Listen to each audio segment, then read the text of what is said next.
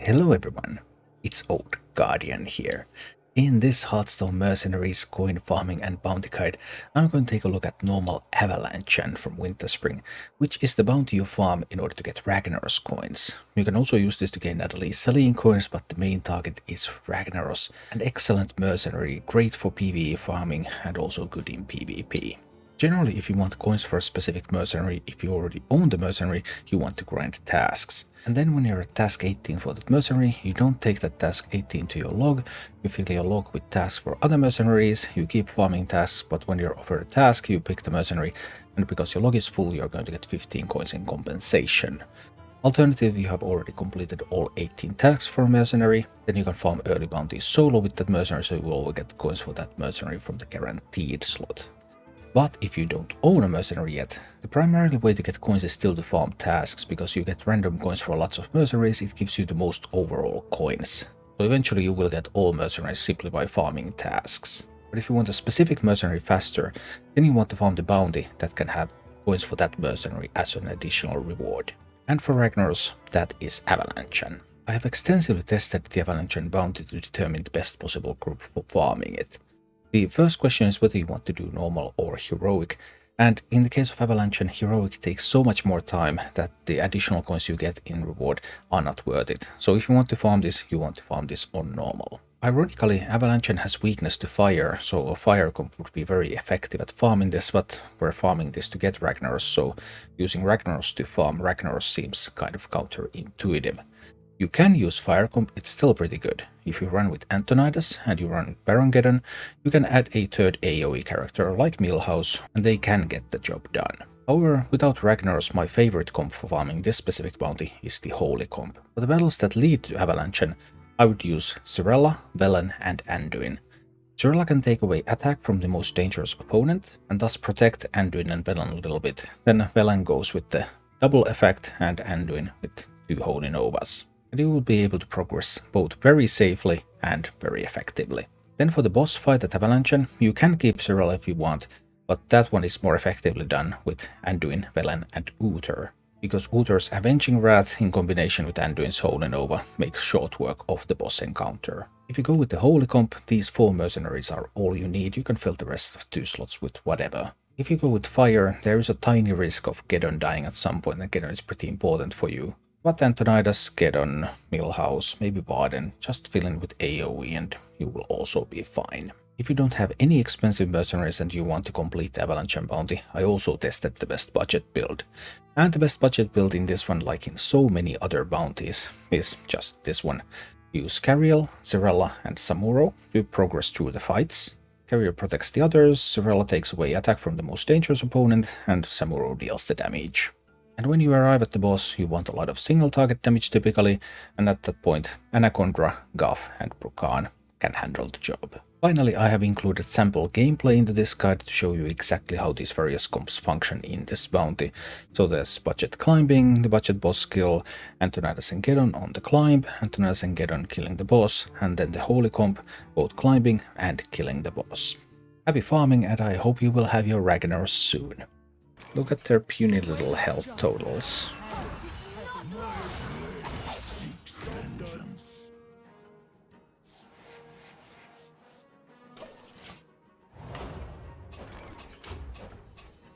Mounting up Luminance and double strike there.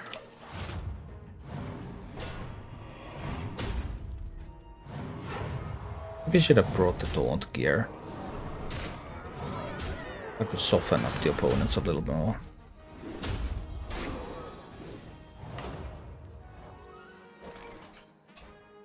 Yeah, I lose taunt because of the mangle. I had forgotten about that.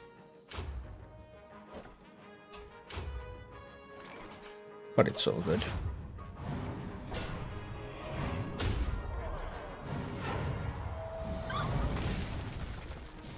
He's only 32. But Cirella was only 28.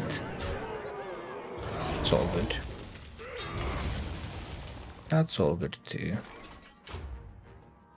I'll just Seal of Lighting myself up and boom boom.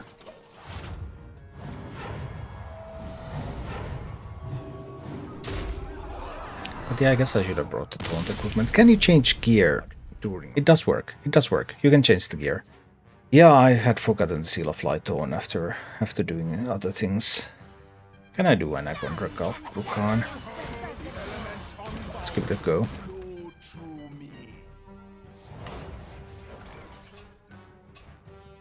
Five speed. Ouch, that's a bit fast. So I need that one dead. Okay. It's probably going to get to deal 30. Except when it's not.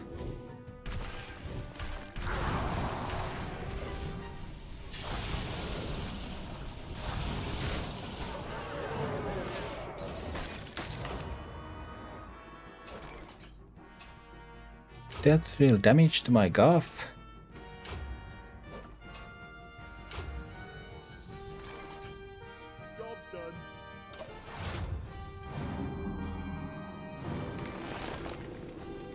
Goth, I will heal you. But you can deal 92 damage.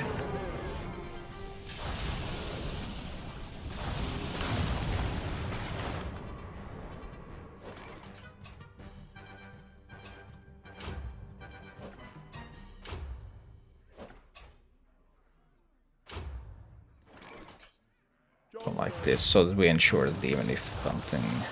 No, nothing's ever going to happen to Anaconda, right?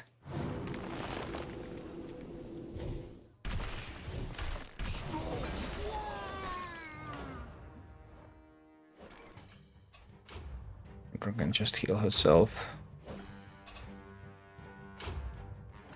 Or we can blast away.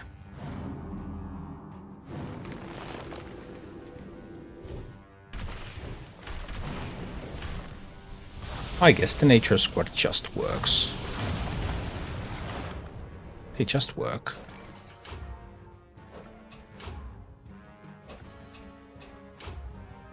Boom boom.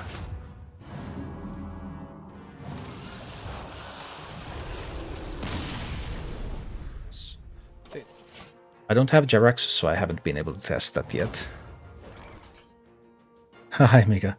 Still grinding. I'm trying to find optimal comps to make videos about how to beat bounties the fastest. So not really grinding, but rather testing. Doesn't get me much progress, I'm afraid, but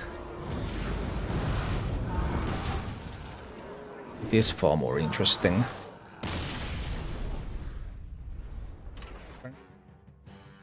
So does this same comp work here?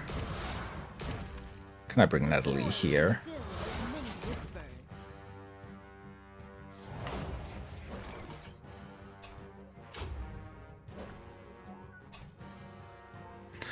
I'm taking away the fire weakness if I Inferno. Maybe I don't Inferno first turn. What if I Inferno second turn?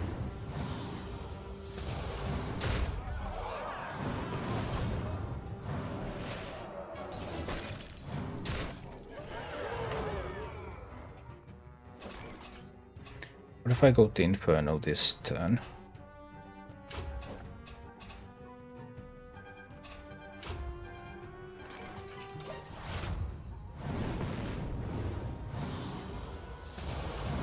Now Vulcan can't AoE first turn, no. Natalie's ability only allows Natalie to AoE first turn. Splinter of Nordrassil gives Anathema and Benediction no cooldown. So nope, no free fast AoE for Vulcan.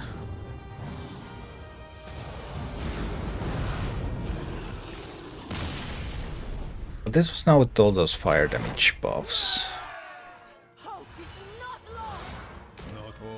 Is there even any random roll that you could possibly fail with?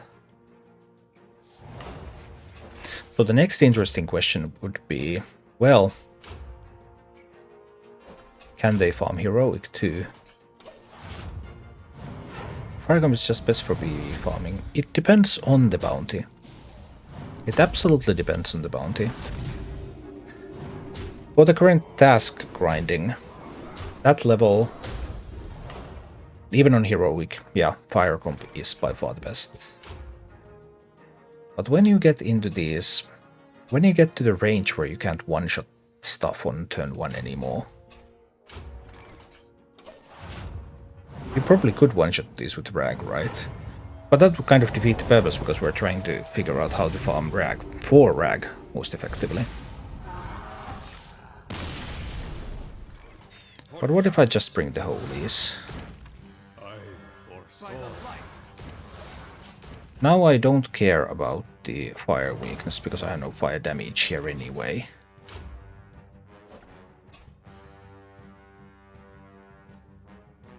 I probably want to kill that one, because it's green and it deals more damage to my casters.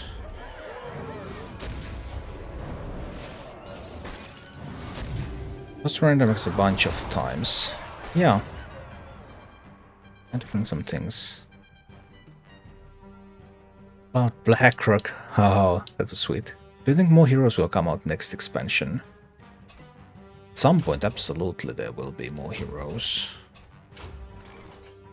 I mean, do you mean for mercenaries?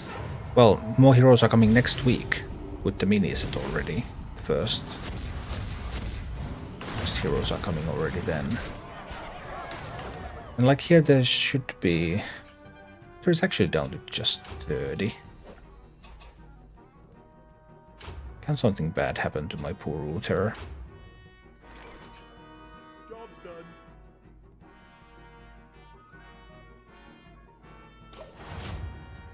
I don't think they can.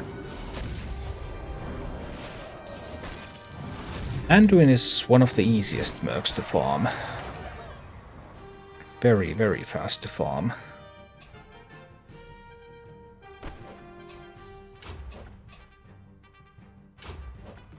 Well, we can go with this because Uther is going to get healed a ton, right?